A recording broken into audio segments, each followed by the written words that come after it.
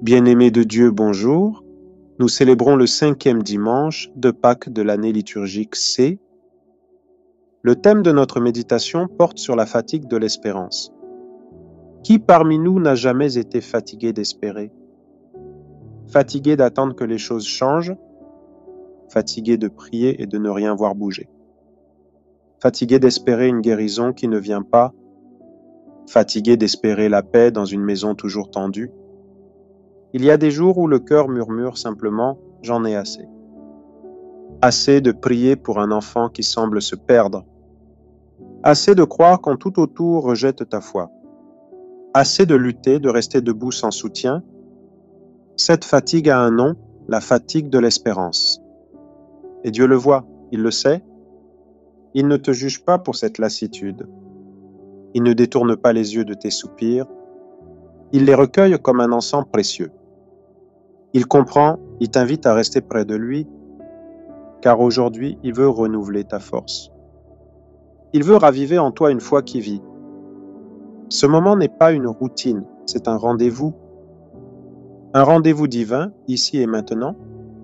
Regarde la première lecture. Paul et Barnabé avancent. Ils traversent les villes et les épreuves. Pas de gloire, mais des coups. Pas d'applaudissements, mais des rejets. Blessés et persécutés, ils ne se plaignent pas. Ils proclament « Dieu a ouvert la porte de la foi ». Ils rendent au témoignage, pas à leur force, mais à Dieu. Et toi, ta foi dépend-elle des résultats visibles? Tiens-tu encore debout quand tout semble s'effondrer? Si tu pries encore, même dans le silence, Dieu agit. Si tu tiens encore, ta fidélité porte du fruit. Même si tu ne vois rien, Dieu travaille en secret. Tu peux dire, ce n'est pas mon œuvre, c'est celle de Dieu. L'Apocalypse nous parle d'un monde en ruine.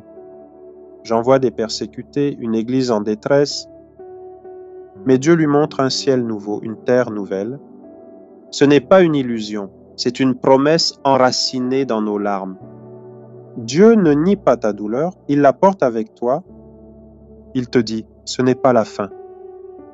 Si tu marches encore, c'est que Dieu marche avec toi. Si tu peux murmurer « je crois », c'est que la lumière n'est pas éteinte.